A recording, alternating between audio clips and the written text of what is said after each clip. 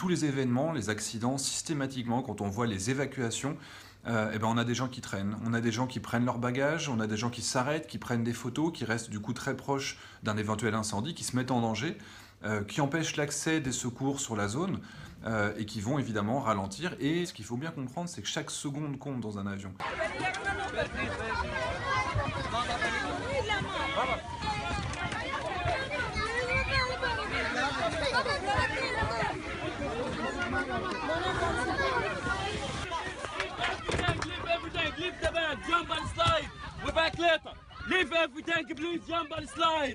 L'avion, il est fait pour être évacué en 90 secondes sur la moitié des sorties de secours. C'est-à-dire qu'un appareil qui aurait, par exemple, 4 sorties de secours, s'il y en a seulement 2 qui sont opérantes, l'avion doit être évacuable comme ça en 1 minute 30, donc très rapidement.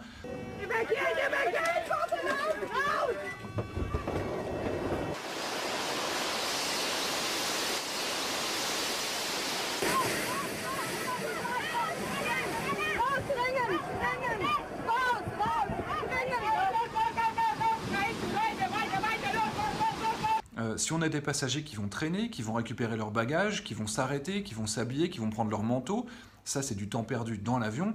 Et évidemment, sur les toboggans, on est censé sortir et sauter limite sur ces toboggans de manière très rapide.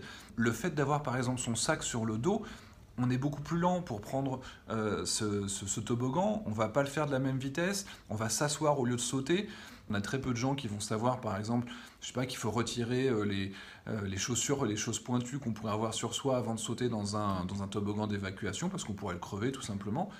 Et on a comme ça des personnes qui vont arriver trop tard à la porte et on a malheureusement des décès. En tout cas, cette problématique du passager qui n'est pas attentif, qui ne respecte pas les règles, c'est quelque chose qui se développe. On a même des sites web. On a par exemple le groupe Passenger Shaming qui est sur Facebook, qui regroupe des centaines de milliers de personnes. Et là, c'est simplement pour relever toutes ces petites choses qui sont malheureusement devenues quotidiennes pour les équipes des compagnies aériennes. C'est les passagers qui ne respectent même pas le lieu dans lequel ils se trouvent.